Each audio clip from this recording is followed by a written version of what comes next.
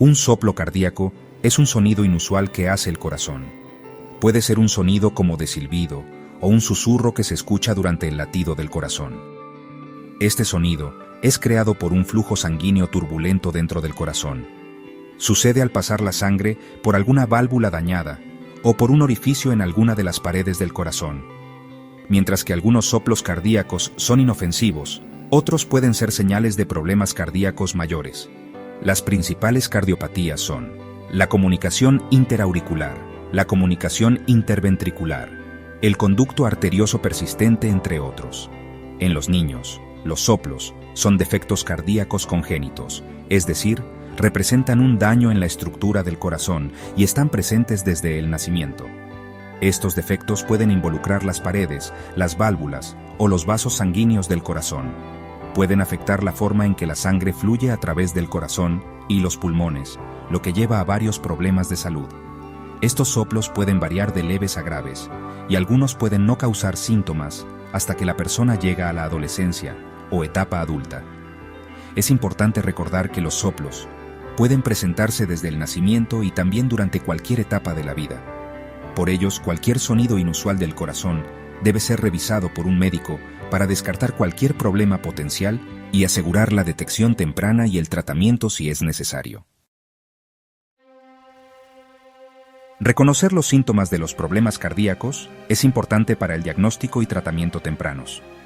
Mientras que algunas personas con defectos cardíacos pueden permanecer asintomáticas, otras pueden experimentar síntomas muy reveladores. Uno de los síntomas más comunes es la falta de aire, especialmente durante la actividad física o al acostarse. En el caso de los niños, generalmente la falta de aire se debe a una congestión pulmonar, producto del exceso de flujos sanguíneos que llega a los pulmones. Otro signo común es la cianosis, una coloración azulada de la piel, los labios y las puntas de los dedos, que indica bajos niveles de oxígeno en la sangre. La cianosis muchas veces se debe a la mezcla de sangre oxigenada y sangre desoxigenada. A veces ocurre desde el nacimiento, en problemas cardíacos complejos o en etapas más avanzadas cuando hay un daño pulmonar irreversible.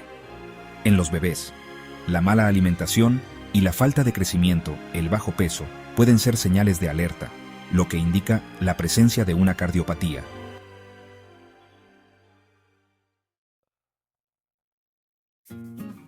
El diagnóstico de soplos cardíacos y defectos cardíacos congénitos implica una combinación de examen físico y pruebas especializadas. Un médico primero escuchará el corazón con un estetoscopio para detectar cualquier sonido anormal, como soplos. También revisará si hay otros signos como cianosis, pobre ganancia de peso y respiración rápida. Un ecocardiograma es una herramienta de diagnóstico muy necesaria, que proporciona imágenes detalladas de la estructura y función del corazón. Con este estudio, podemos identificar exactamente la causa del soplo cardíaco y, a partir de él, iniciar el tratamiento. Los electrocardiogramas pueden ayudar a identificar arritmias, que en algunos casos se pueden asociar a los soplos, mientras que las radiografías de tórax pueden revelar un corazón agrandado o anomalías en los pulmones. En algunos casos, el cateterismo cardíaco, un procedimiento mínimamente invasivo, puede ser necesario para obtener mediciones precisas de las presiones y el flujo sanguíneo dentro del corazón. El tratamiento para los soplos cardíacos y los defectos cardíacos congénitos depende de la gravedad y el tipo de la afección.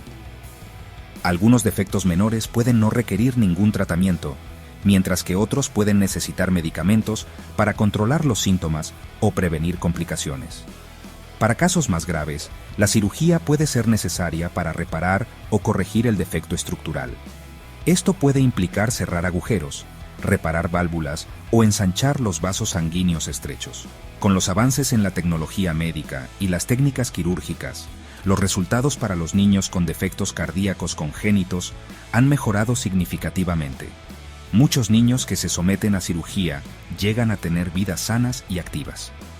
Las citas de seguimiento regulares con un cardiólogo son necesarias para monitorear el estado de la cardiopatía y verificar la recuperación del paciente. Si quieres aprender más sobre tipos específicos de defectos cardíacos congénitos y sus tratamientos, suscríbete a mi canal para ver más videos informativos. Hasta la próxima.